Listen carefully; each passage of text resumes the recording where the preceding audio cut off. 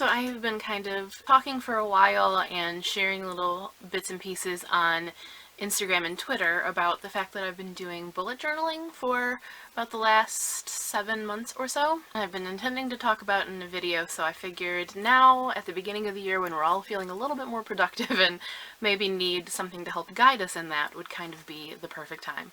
So ignore the cats playing in the background and the pile of stuff that I just had to clear off of my desk so I could record this video, and what is possibly the world's messiest bun, and let's take a look at my bullet journal, how I approach it, and the way I use it to kind of help me out in life. So here we have my bullet journal, but I'm going to start by actually backing up.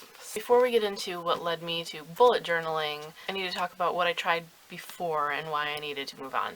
So for a long time I didn't really do any kind of journaling and planning, or I would do it really piecemeal. So for a while I was using Google Calendar, pretty basic stuff, and I would have different color-coded calendars. I would have one that was meal planning, and I would have one that was events and birthdays and stuff, and one that was blog things, one that was videos, and it just started snowballing until I felt like I had so many calendars going on and so many colors that I wasn't seeing everything, things were being forgotten, or just becoming chaotic. I stopped using it and wasn't scheduling as much. It didn't quite meet my needs. The things that I did like about it though was that because it was digital, I could plan on the go. If I needed to add something, I could do it from my phone, from my tablet, from my computer. It didn't really matter.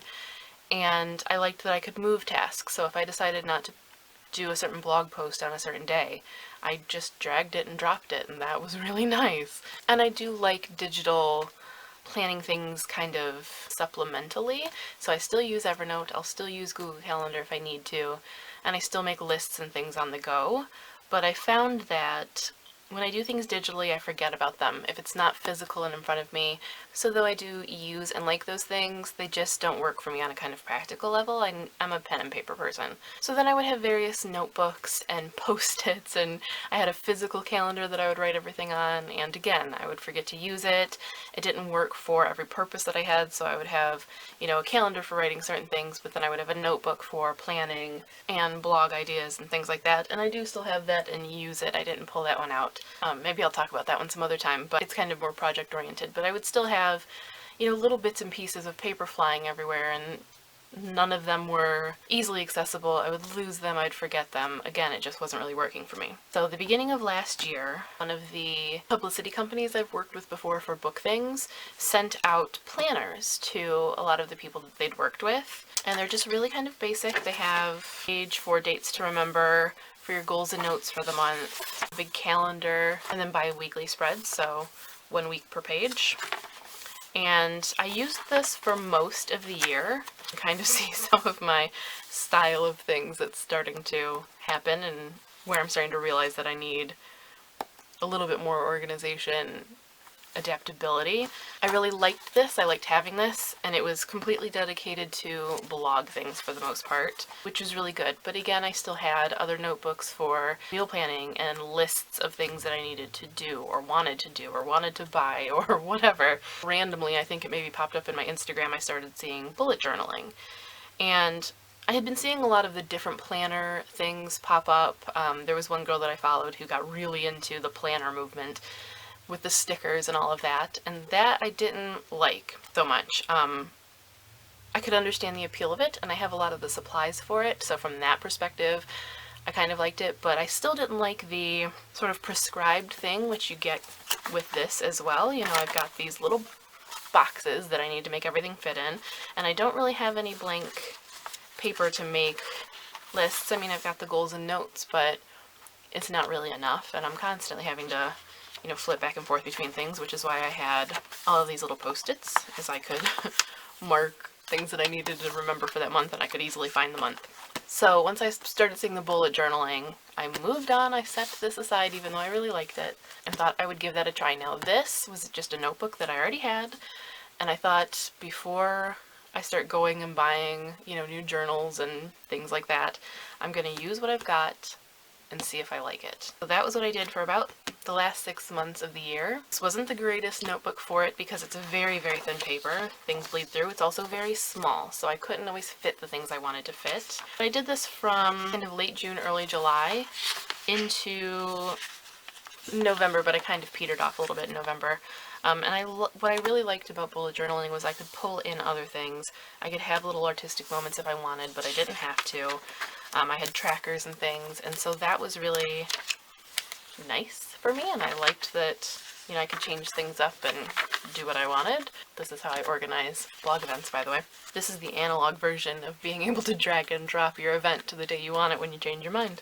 So I did this for a while, and I liked it, but it was enough for me to know that it was something I was going to stick with, and that I wanted to fully commit. So at the end of the year, even though I've still got plenty of paper left in this, because it wasn't really meeting my needs, but had been enough to tell me that this is something I liked, I went ahead and committed to a full-size bullet journal. Now, there are still some issues that I have with this one. This one ghosts and bleeds a bit, but this is where we're at now. So now we're to the current. I actually started this in December, even though it's my 2017 journal. It's because I couldn't wait. It got here and I wanted to use it. So I'm going to kind of walk you through where I'm at now and how I use it now. As always, I have the index. This is one of the best things I think about the bullet journal. I also like that a lot of people will put colored marks on the edge of their pages that correlate to certain topics or certain page types, and then that allows them to flip through. Eventually I will probably do that too, but for now I just have the index. I don't use the prescribed key that they talk about with bullet journaling. In the original bullet journaling, it's a lot more utilitarian, and there are sort of prescribed things that you're supposed to do, and the strength in bullet journaling, I think, is being able to do what works for you. So I don't use the key. I do it as I choose to, and things make sense to me, so that's fine. I have a year at a glance, just so I've got a calendar. Some significant dates marked, but for the most part, just a straightforward calendar. I think in the next one, I will probably do this as well as a more broken down yearly calendar where I can have space to put notes of things. You know, say I have something that I need to remember is coming up in September.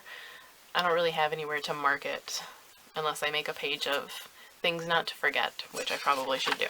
Here we have a goals and resolutions page, which I haven't filled out yet. That's actually my task for today, but I knew I needed it. I have a running to-do list. So far it just has Christmas stuff on it that I finished. I have a running sort of purchase list, and I'm going to put the books I read in 2017 here, which I need to start filling out because I've been reading. And I'm not sure if I'm going to do it list style or if I'm going to draw a little something, but that's the page for it. I've also got a page for books acquired in 2017, which, again, I need to start filling out. And then we are on to December. So here's kind of how I'm doing things now. I have a calendar on one page with space for things, and then I've got a much more condensed tracker, which you can see I didn't track things in the end of the month because December is a chaotic month. I have a little bookshelf for books that I read throughout the month, a words written tracker, and then a place to note some memorable things, which I need to fill out. And then we get into kind of weekly spreads. So I'm going to skip kind of past that stuff and then move on to January, which is what we're in now, and show you kind of how I'm doing things. So again, same basic principle. I know this is kind of a light page, which is probably hard on your eyes. It's hard on mine too. I'm gonna not use that marker again. But same thing, I have January calendar. I've got my little tracker and a bookshelf and words written and a memorable things. This page didn't change.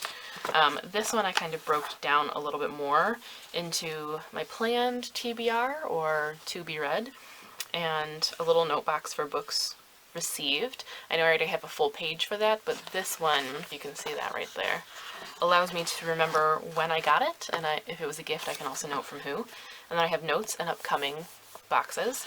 And then I also have a sticky note. Now, this is kind of how I differ from a lot of people in the bullet journaling community. A lot of people will do a page that they call a brain dump, where they just put whatever they need to remember, or they'll have like future logs or just list pages of the nonsense that they want to remember to schedule that's not schedulable yet because they haven't gotten to that week or that month.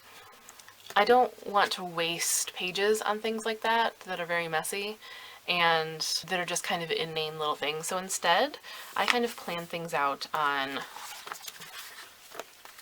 a little pack of sort of larger than normal Post-it notes, And then when I'm moving from one area to the next, or I haven't decided how I'm scheduling things yet, I'll have it all on here.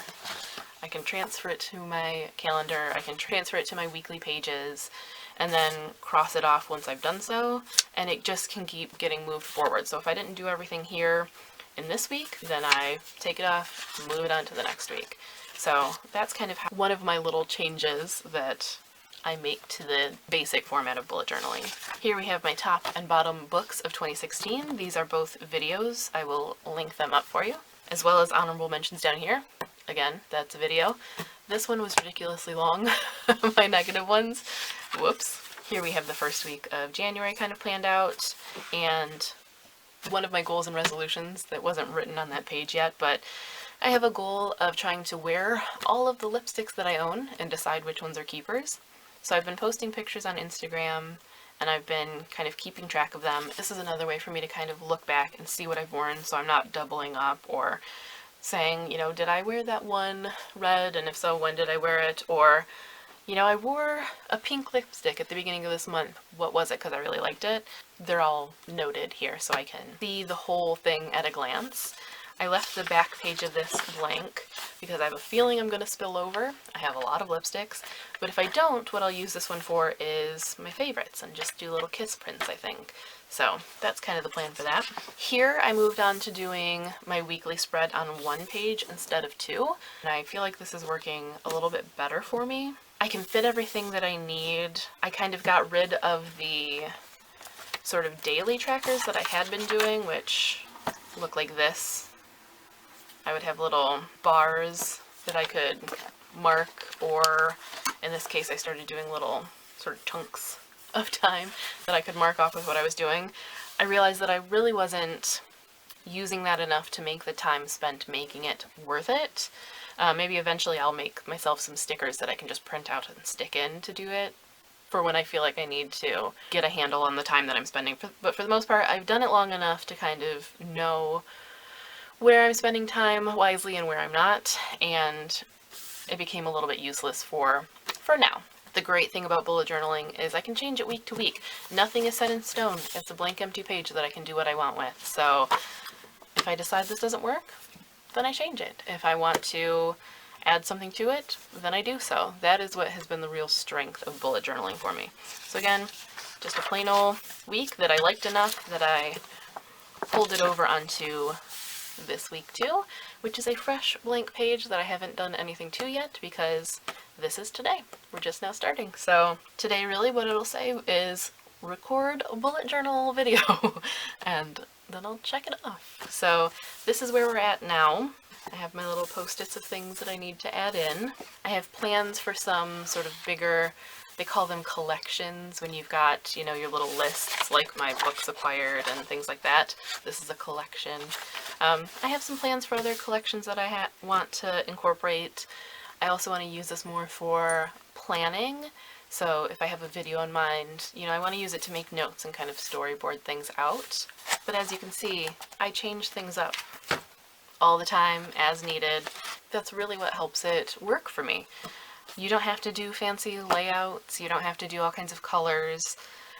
It's just whatever is going to help you actually get things down on paper and be productive when you need to, as you need to. So that's kind of what the bullet journal itself looks like. As for the extras and things that I use, as I said, I use these large size post-its, and I also have a lot of smaller ones, and flags and tabs and miniature binder clips. These are all things that get used as I need them, and when I don't need them, I take them away.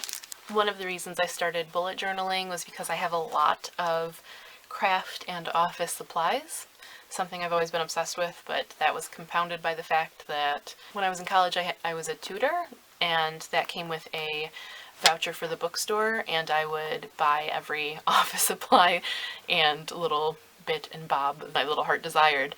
And then after that I worked in a craft store where I had access to all kinds of crafts and clearance items and all that. So I've got a full bookshelf of things, and I figured this would be a good way to use them up.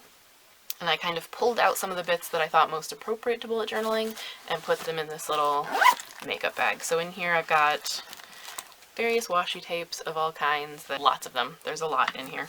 I have a couple little stamp packs that I find kind of useful for bullet journaling. I don't use these often, but if I want them, I've got them, and a little ink pad. I have a packet of little masking sticker sheets, so kind of like washi tape, but they're little strips, which are handy.